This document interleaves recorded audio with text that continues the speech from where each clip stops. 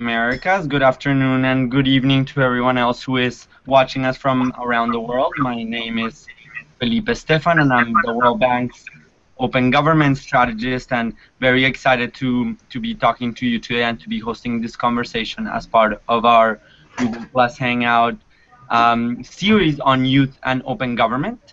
This is the third event that we do on this series, and one that is very timely because it focuses on the World Cup, which begins today in Brazil. Just as a reminder, you can join the conversation with the hashtag OpenGovNow. We had Deborah Unger, who's the manager of the Rapid Response Unit at the Transparency International Secretariat. We have Victoria Blatt, who's an economist at the Moldova-based think tank Expert Group. And we have Tom Alvarenga, who's the founder and executive director of Open Knowledge Brazil. And before I hand it over to you, I just wanted to speak a little bit about why we are having this conversation and why this topic is so important. Today, as Brazil launches the World Cup, it has spent nearly $11 billion in the preparations for the Games. Just like with any other major international sporting event, just with like the Olympics or any other World Cup or any regional games,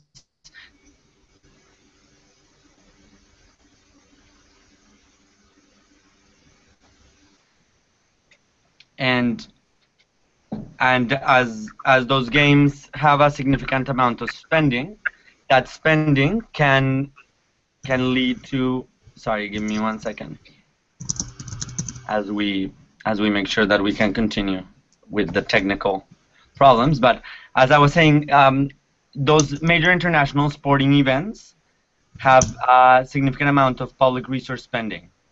That significant amount of spending is spending that governments do with public resources, resources that are resources of the people.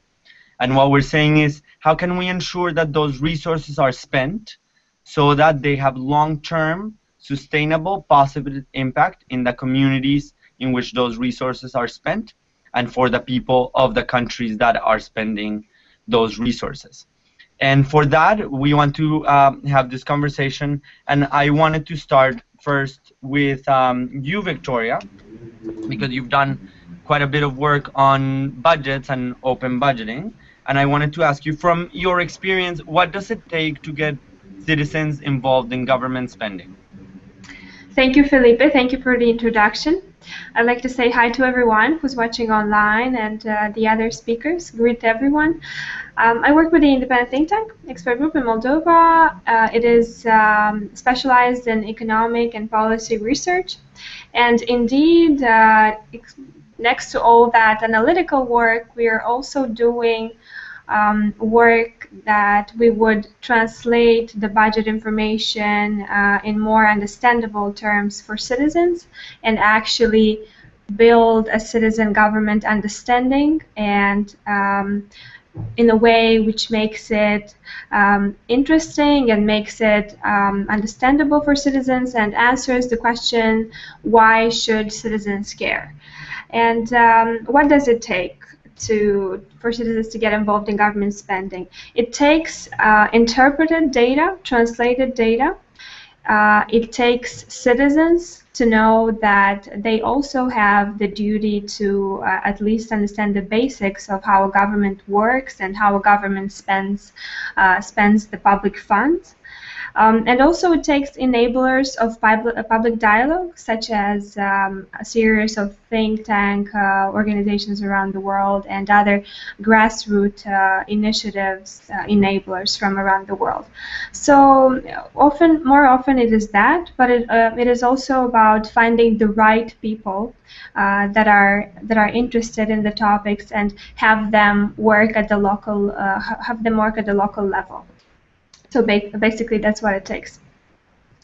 Thank you. And in relation to that, Tom, let me go with you, because you do a lot of work on open knowledge and education.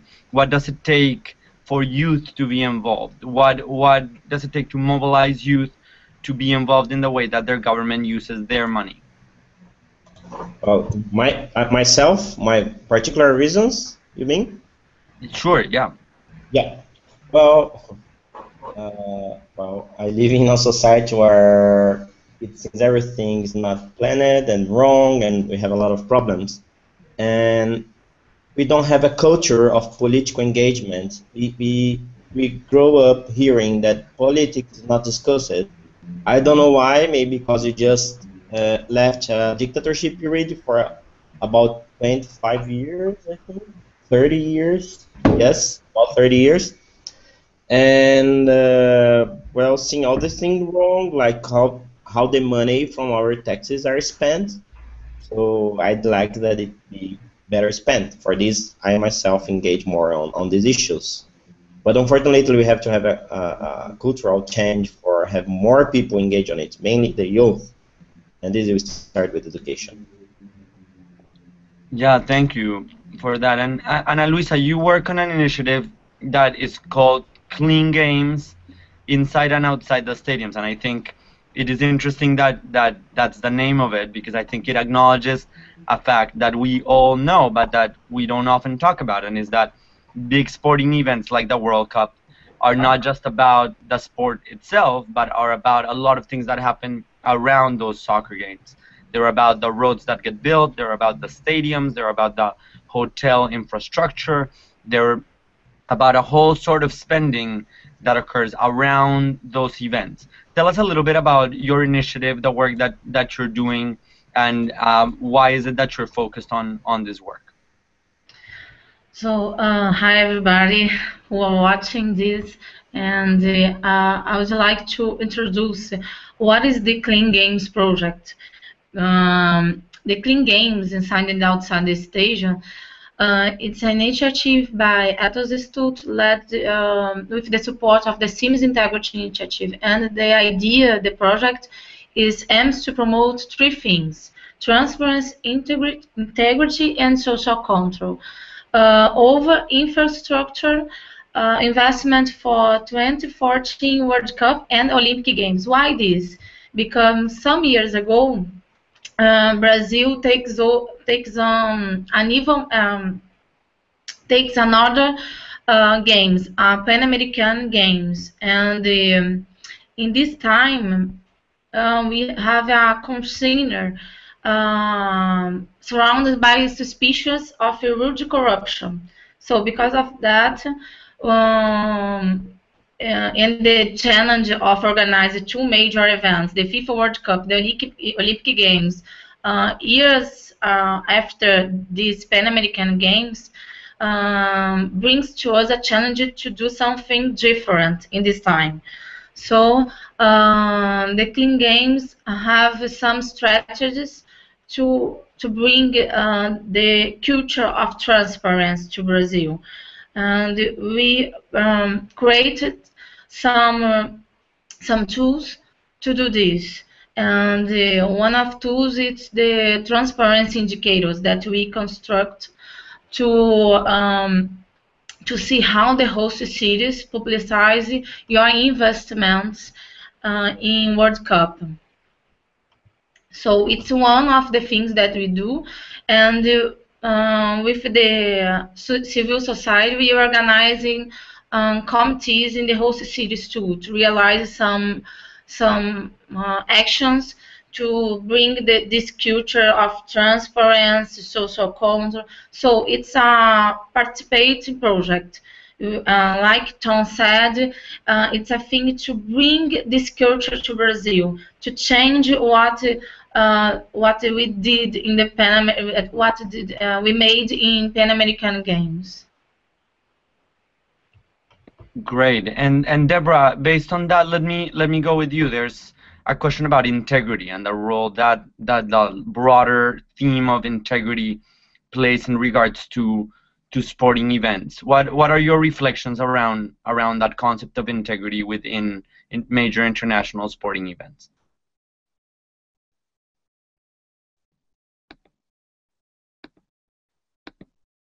Deborah, make sure you're unmuted. She didn't unmute. Thank you very much, Felipe, for making me part of this discussion and inviting Transparency International along.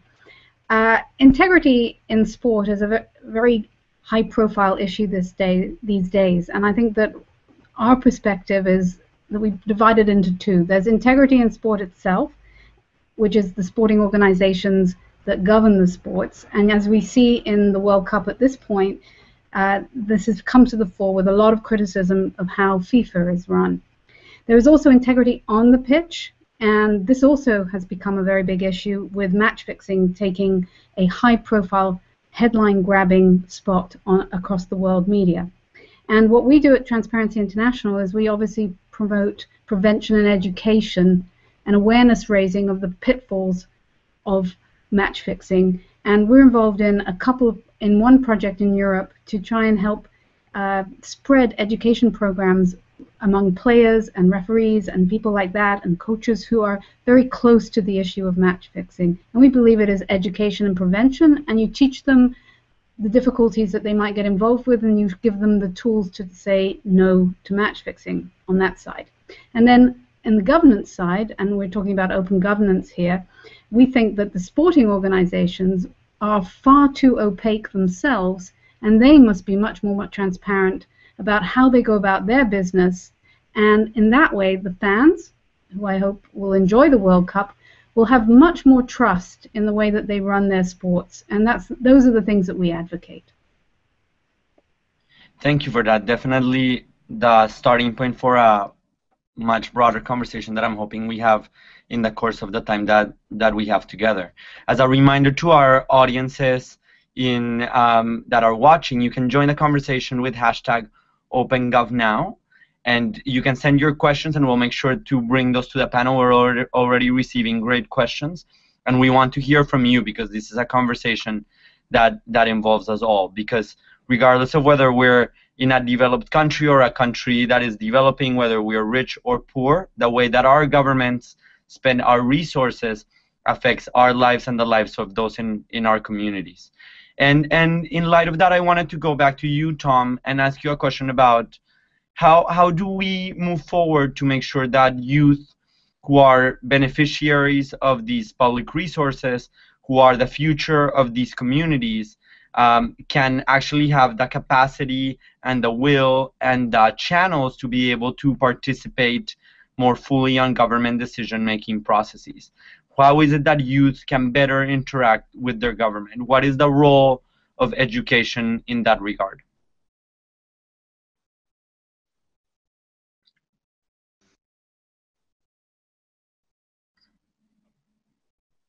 I can't unmute. Is it working? Okay, yeah. So first you say about education. In Brazil, unfortunately, as I said before, we don't have a culture on the importance of politics.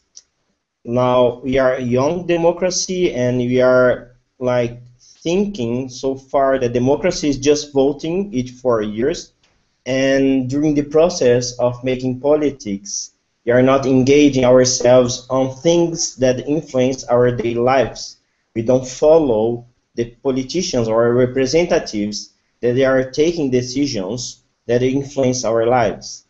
So this is basically regarding education, and we should have some policy that we could teach as soon as possible at schools what's the role of the political houses we have here in Brazil and our representatives. I must tell, I grew up hearing we don't discuss politics, neither football or religion, and that's wrong. We should discuss that. And also to understand how can we engage and how can we participate. I just began to learn this when I was adult. It was not even my undergraduate studies in physics. Like I was a lot of problems. I was reading more news at that time. So I began to say I have to participate on this. I'm living in a society. So this is the point. And there are some things like even teachers for the young, they are like demotivated because the schools here are really bad, wages are really bad, infrastructure is bad, because in Brazil we unfortunately value education as you should to improve our society. If you see some indexes, like PISA exams, Brazil is our worst. If you compare how much money our government invests on education compared to other countries, we are one of the worst. So if you don't have a change of culture to invest more in education and also to touch these key issues since the very beginning of basic education, and also we even in Brazil don't have capacity, the ability to teach people how to read and write well, and how this we can train to make people with critical thinking, critical thought. So yeah, that's it.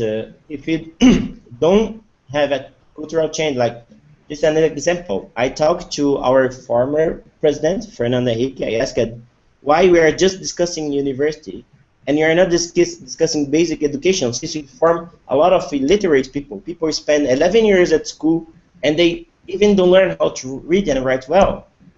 And he said he just came back from China, and if you are in a village and parents see that the schools are not teaching something, parents go to the school and complain about it.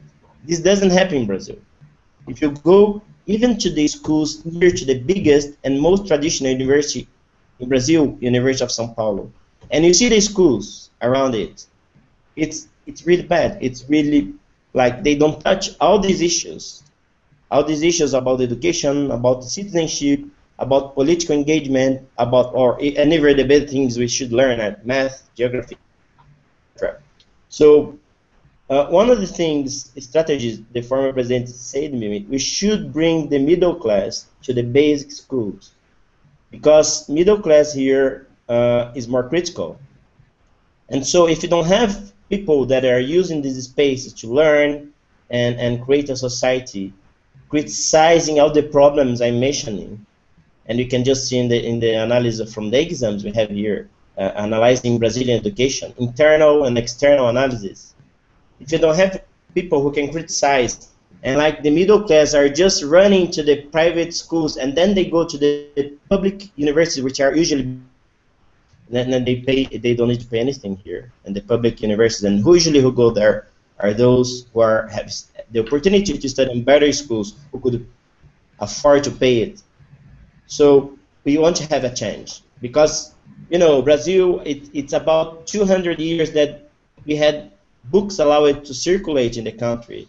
Our oldest universities, if I'm correct, is not more than 100 years. If you compare to Argentina, for instance, the oldest university is about 400 years. So even if you compare Brazil with Argentina, and not football, because they're better in football, but if you compare you see people more. I don't have even, like, I didn't have teachers going to my high school on history.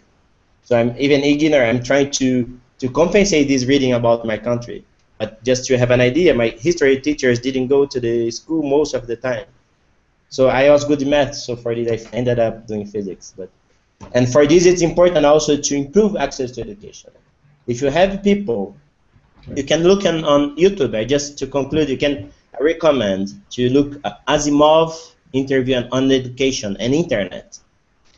As Isaac Asimov, the writer and scientist also, he see very positively and optimistically how internet and access to education how internet will improve access to education and courses. People won't stop to learn.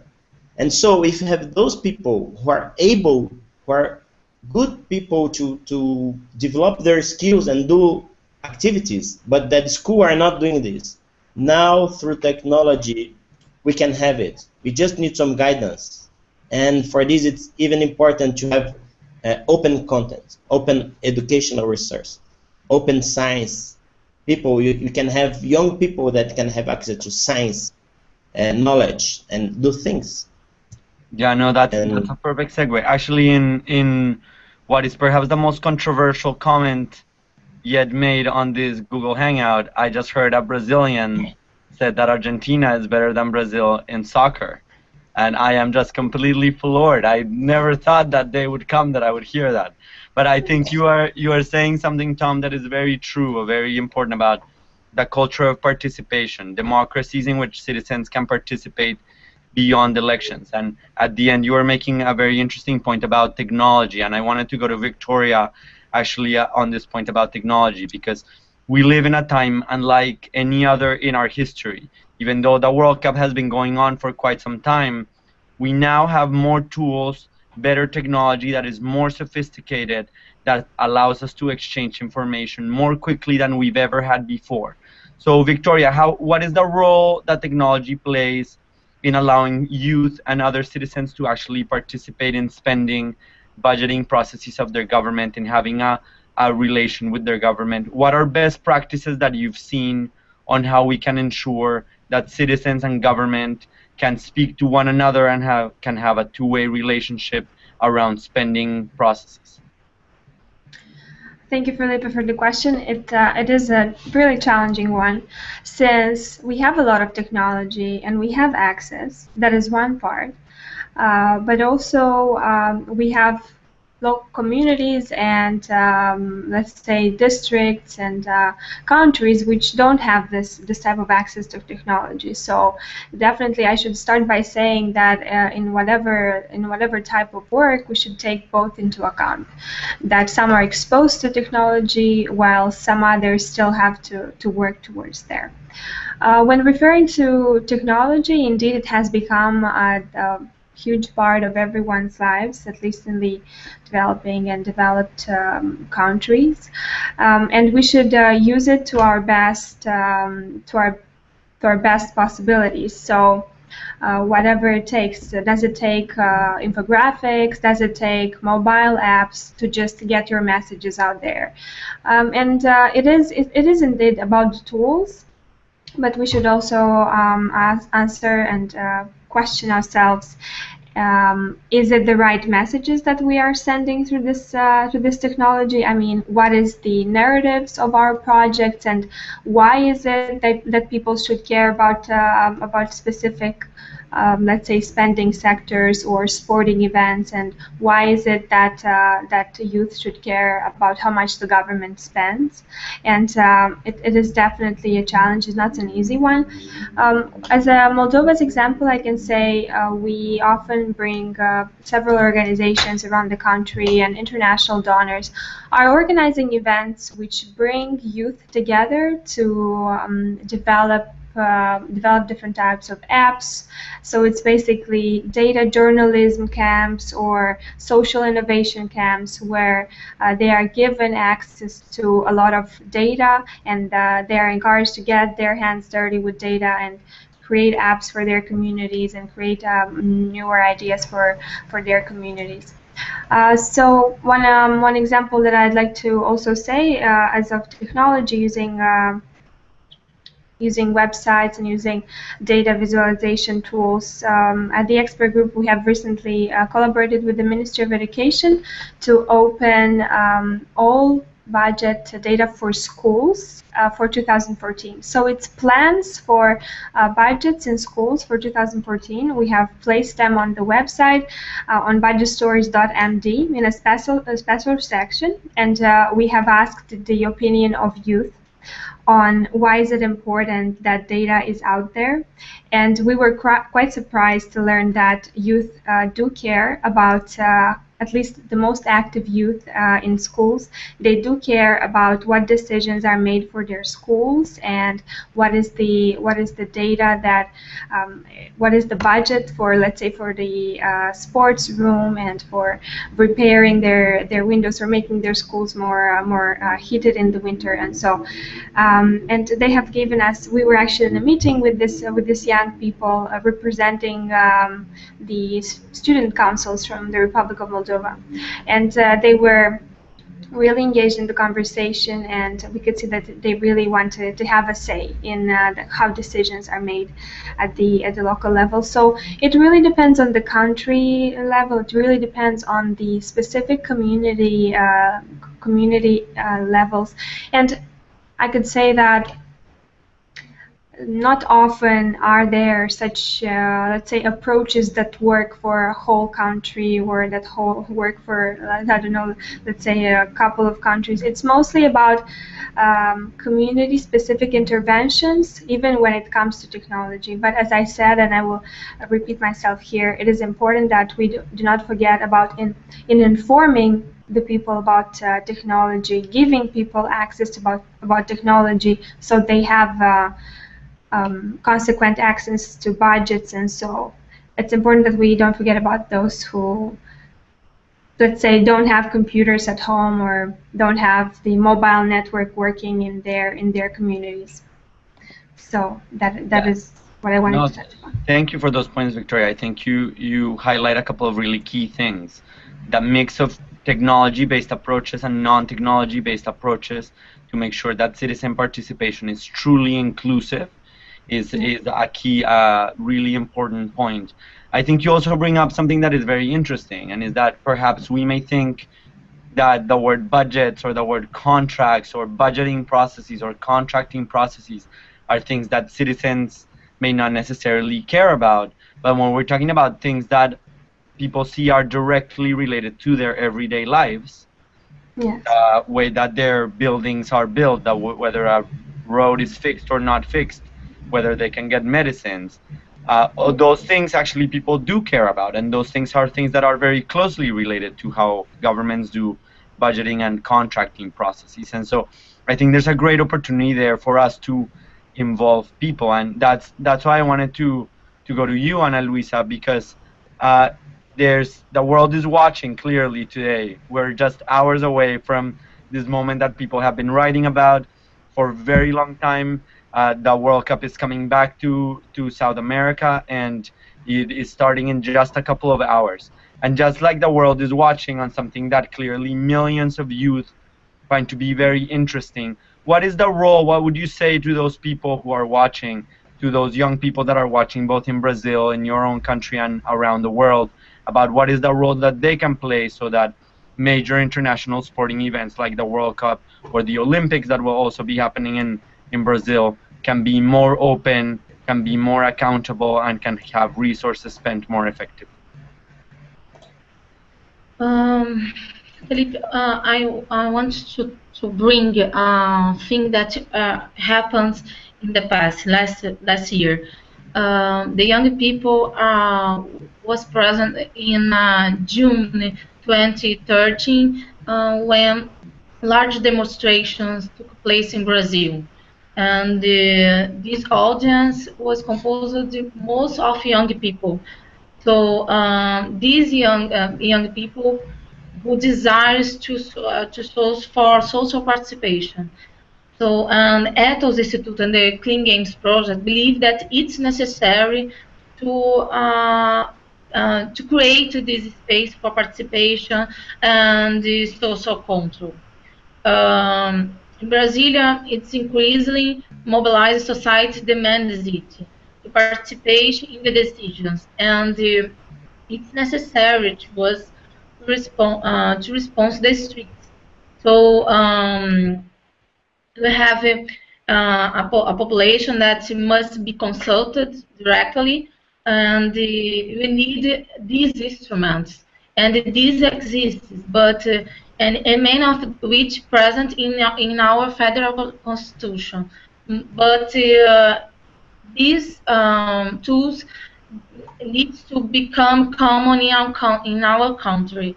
An example of this is recently we have a decree that established a national policy for social participation here. And what is this policy brings? This policy defines how citizens can engage on the dialogue with the different entities of the federal public administration. So, but now this decree was subject in the past. The draft decree was subject to virtual public consultation. So, and we received over 700 contributions. So, the young people, the civil society needs and desires to participation. But now this decree needs congressional approval to take effect. So we need to advance of this. The idea is that the law interferes in the borders of the executive power, advising governments in decision making. So it's a manner of the participation. We believe that young people who desires this, in this way, help to make sports events clear, more open, and accountable. It's a thing that occurred in the last past that help us to discuss policies like this. So it's an example what happened in Brazil, and I think it's happened in all of the world. So I think it's this. Young people can help us to think about of this culture and change your policies not only in Brazil but in all of the world. Thank you for those thoughts, which are very inspiring and sort of a call for action to all of those who are watching to participate and be part of the decision-making processes of their government, whether or not you're in Brazil or whether you are somewhere else where you don't have the World Cup or the Olympics. It's still important for citizens to be able to participate in these decision-making processes that their governments are running. Deborah, I wanted to go back to you because we are having a conversation about integrity. We're having a conversation about participation, citizen participation, the tools, the mechanisms, the way in which citizens can work with governments. But you were bringing up earlier a point that is very important, and it's a point about governance. And it's a point about governance of sporting institutions themselves and governments as well, and just communities as a whole.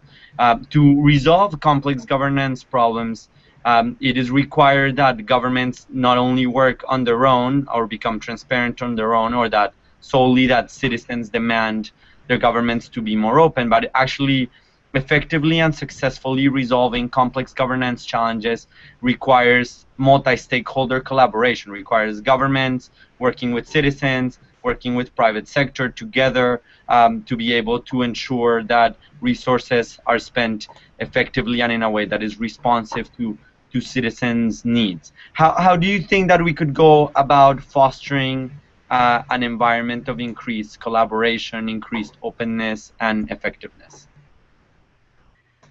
Oh, thank you, Felipe, for that question. I think that one of the differences with sports organizations is that they see themselves as autonomous and they see themselves as very separate from government. And they are not incredibly open to participation from outsiders. They don't really include fans and they don't include the supporters base around the world in their decision-making thinking. And I think it would be a very, very good idea if major sports organizations like FIFA did open up more to the fan base. Different countries have different cultural ways of expressing themselves in these areas, so it wouldn't be a one-size-fits-all. And the sports organizations in different countries would have to decide how best to involve the local populations and the fans in their decision-making. But I do think that the door should be open and that the sports organizations shouldn't see themselves as 100% controllers of the game. They're not. They only get their validation from the people who play the game and the people who support the game. And if these people go against them, as we've seen what's happening in Brazil with the Get Out FIFA or Go Home FIFA signs, you have to bring people on board. And that's something that sports organizations have to learn. So openness, and we're talking here about open governance, would be a great opportunity for them to open up, bring in people from the outside, get more opinions, and then we'd have a truly global movement for sports. Thank you for those reflections about what I think is something that many are discussing right now, which is the future of FIFA as an organization and the future of many of these sporting organizations that host these international sporting events and how they can relate to the fans that are at the center of this business and are at the center of these games and are the ones that are supporters of of these games. We're gonna move to questions from online audiences. We're receiving lots of questions. Thank you all for participating in the online discussion with hashtag OpenGovNow. Before I move to some of these questions, I wanted to take advantage of the fact that I have two people from Brazil sitting in this conversation, and I just wanted to check in with you on the mood today.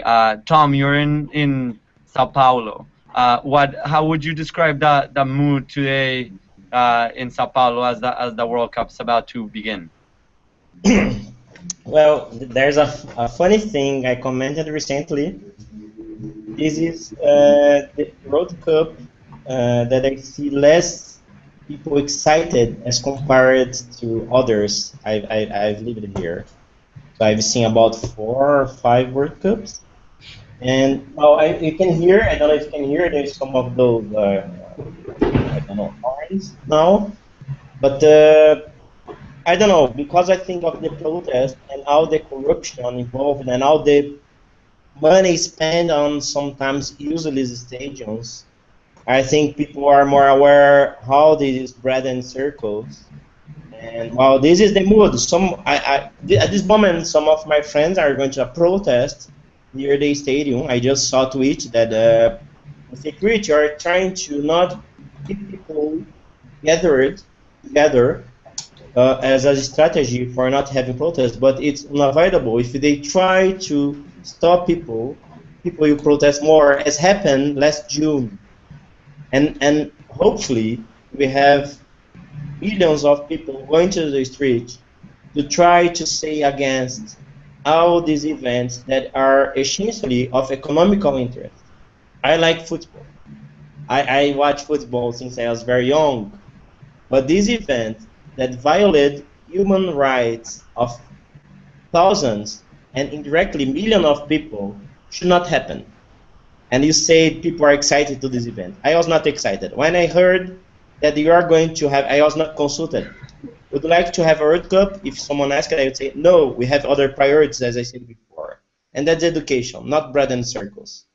And so now people are going to the streets because, as I said, this is just for the economical interest of a minority, like FIFA, like the companies that are benefiting of the lack of transparency in my country. And for this, FIFA is going to countries of these emerging democracies like Russia, like Qatar, like Brazil, because as Jeremy Wagner said, democracy, it's bad to organize an event like that. And then now you're showing you're a new democracy. And for the first time, a population is going to the streets also against this organization, and also against this minority who benefit, who profit from public money.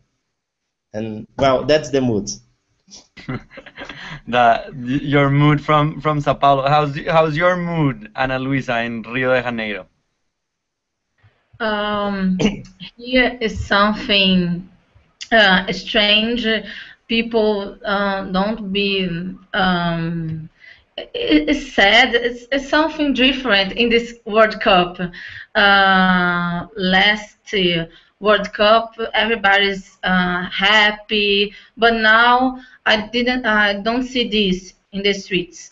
So, but I see something different in this case because everybody goes to the street to answer the government about the spending. So I think it's a great thing that happens in this World Cup because the civil society wants to know what happened with these public investments, and I think it's a good thing, it's a positive thing. If you imagine it, it's a new culture that happens here.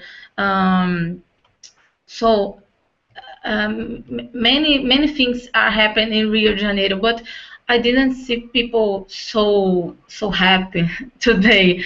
I don't know if in few hours it should change, but I think it's not so a good thing this World Cup for the civil society.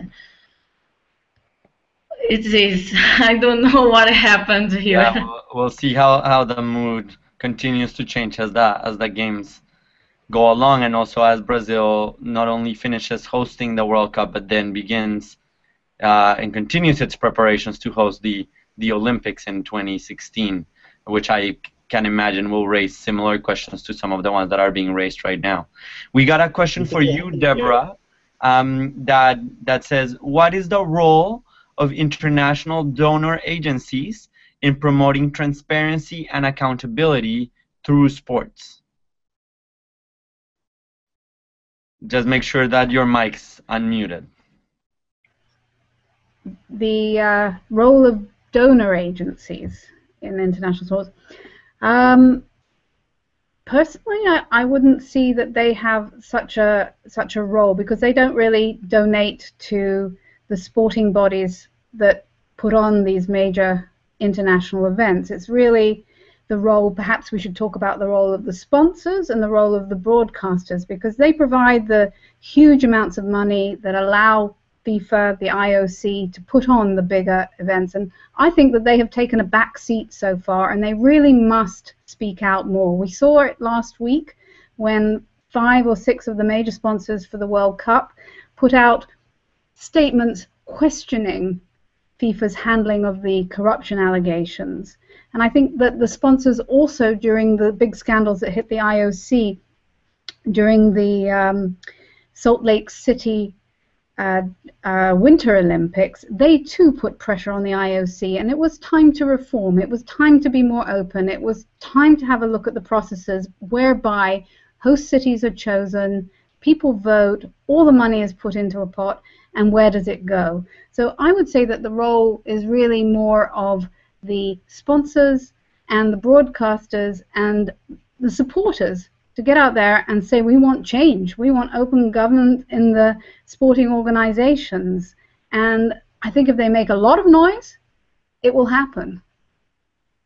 And so let me stay with you, Deborah, because you bring up a point that is related to a question that we just got from Twitter.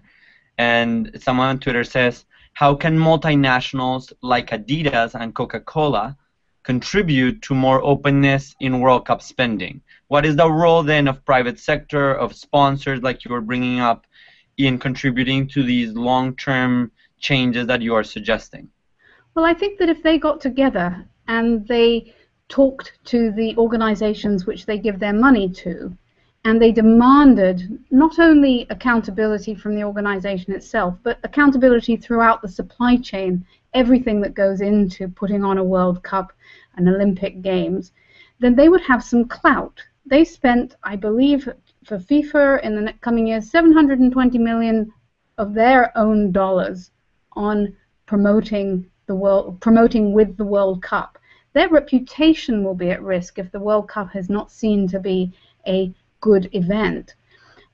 However, saying that, there are lots of other sponsors who would probably step in and want to do it because it does have a good return on investment for them. Adidas made millions of dollars from its sponsorship of the ball in the World Cup. So it will take a group stakeholder initiative to push the major organizations to do something about good governance and to make sure that the money spent is well spent and not misused.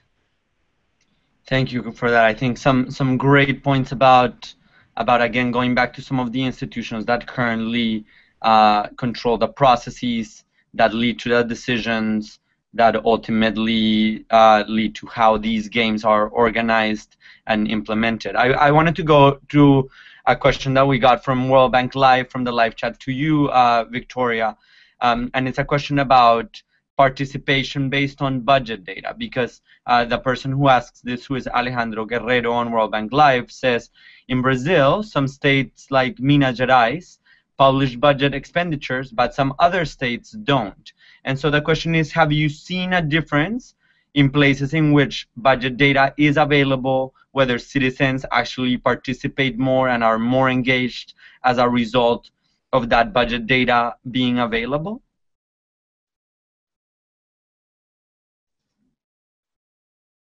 And just make sure to unmute. Yeah. Yes, I have unmuted. So thank you for the question.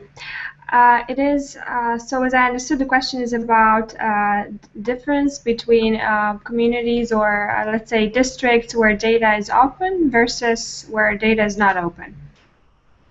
Yes, exactly. Well, and it definitely, well, what we've learned for sure is whether data or not is open. I mean, is it data? If data is open, it doesn't mean that people will get involved. So let's say if a community's budget is placed, or a district's budget in Moldova's case, if it's placed up there on the website, or if it's put in some kind of database, no, it won't. This won't get people to be involved and have their say. But what can make the difference is also, first of all, informing the people that this information is out there, that they, as citizens, have the right to information, and also giving them the tools to actually request data and request opening, and enabling them and letting them know why is this important. So this can happen through a series of tools, such as public hearings. And first of all, public hearing won't come up only with a single event, but it will go in a series of events in which you first inform the community about the opening, or about the need to be open, and then you organize a public hearing where you discuss this. So it's basically, it has to be a string of events, and single interventions won't really work. It has to be you have to create a feel in the community that and basically let them know when this information comes up and when the budget events are taking place. So it's first of all a meaning of information. We cannot even get to the higher level of discussing any other issues if people in the community don't know that their taxes actually are being spent on public services. And we should inform people better about the way they have their rights, and that there's information out there and that there are tools out there, and then enable them to do this. So basically, just very short about, since we've talked about education involving youth, that's what we're planning in my school project, it's a GPSA, Global Partnership for Social Accountability project, funded by the World Bank. We've started implementing it this January. So as I said earlier, we've placed the data online, but what we're going to do now is that we're going to go in those communities. So first year, we're going to work physically, visit the communities and organize public hearings and organize information campaigns, and basically create this feel that this can actually happen. The budget talks matters, and when does it matter? So that's I'm really looking forward, and I'm looking forward sharing when we're going back into communities and letting you know how that works.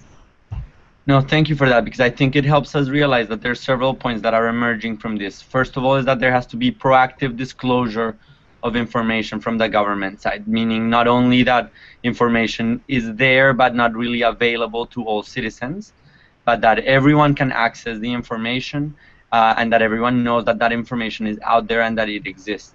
There needs to be capacity building for all sorts of actors, media, academia, civil society organizations, youth organizations, citizens in general, to be able to use that information and understand that information, and to be able to use it as a tool for increased accountability. There also needs to be a change of culture, like Tom and others were saying, a change of culture in which people realize that being part of their government and exercising their citizenship isn't solely something that happens when you vote, but it goes beyond voting and goes into participating in decisions that are made every day about how governments spend our monies. And so it requires a two-way relationship between citizens and government, in which citizens and government actually work together for better futures for all. And those points are interested about how we go about doing this.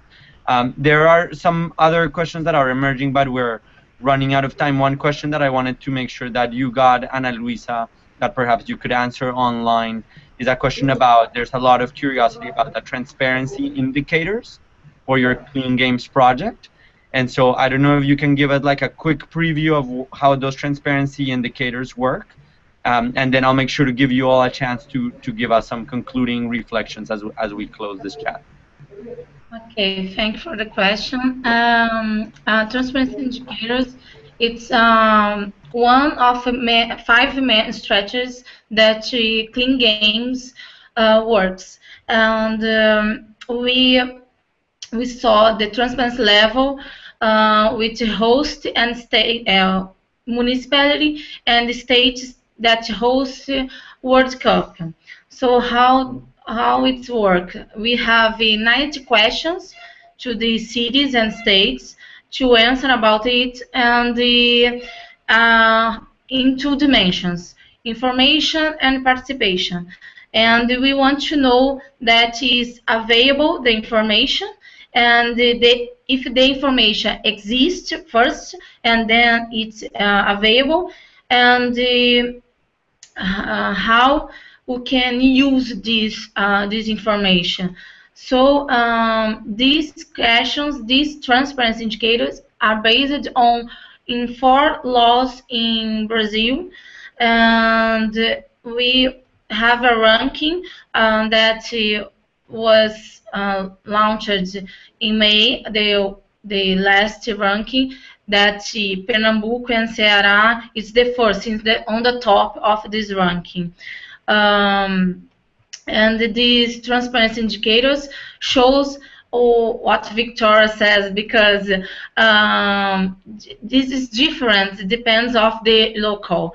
In the states, the Pernambuco, Ceará, and the Northern states, it's better than the cities, and the cities, Minas Gerais, Brasilia, sorry, it's a good series. So it's different, depends. The states not the same of the municipality, have different things to see.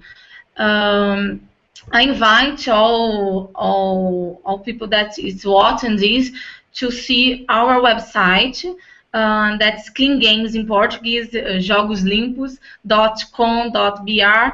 That there in your website we have all things about the transparency indicators, the ranking, how it's function. So we can talk about. We have a space for comments about this, so we can see this more in the website. And I would like to know if we have more minutes then, or I will finish here. No, unfortunately, we're running out of time, but you will make sure to tweet your website as well, so that people can go and look at those indicators. I wanted to give everyone, I know Tom wants to say something as well, I wanted to give everyone one chance for one very final quick thought that you want to leave. So I just complete what Anna said, and also just a comment I want to say about open spending and open budgeting. It's not only that, the citizen participation. There are other things that are happening, and this event that were forced to have happen here, that, as I said, is violate a lot of people's lives. For instance, removing people's houses, it's just 250,000 people removed from their places. And you are giving place to the companies. So for this, I also want to make a kind of advertise. There is this project, Vai Mudar na Copa. You have vaimudar.org. It will change, because people are going to the streets. Sometimes we want to improve education, we want to improve transport, but how?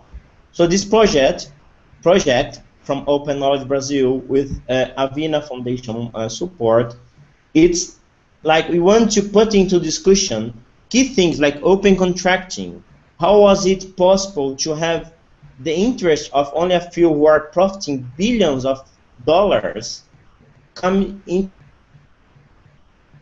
the people that are in the streets? I'm just reading now tweets and very worrying, because journalists and protesters are being hurted by the police, who are trying, and this is just, I think you will encourage other people to go to the streets. And for this, we have this project to invite people to discuss concrete things like political reform, goals for its cities, demilitarization of the police, which is really violent, one of the most violent in the world. So this is Thank you. a call to action. No, to thank you Brazilian for society. sharing Event. those reflections from Brazil. And Victoria, just one quick sentence to finish up from your side. We should focus more on enforcement of this, whatever standards we have in open spending. There has been lots of talk about that, open spending, open government, there are enough rules. Maybe we should see more about enforcement, and we should also see about penalties for non-enforcement and for penalties for those who don't comply to simple laws as just being a transparent government. So yeah. Perfect. Thank you. Deborah, one last sentence from you. One last sentence on a positive. It was the greater access to information in Brazil that allowed civil society and the media to expose some of the corruption that went into building some of the stadia. So I think that's a good point. When there is great access to information, the media and civil society must use it to hold people to account. And so from Transparency International's point of view, we just advocate greater openness and greater accountability. You have to listen to the fans, you have to listen to the sponsors, and you have to listen to everyone. But we really should enjoy the World Cup. and I think that is my cue to end. I want to thank you all for a very interesting discussion.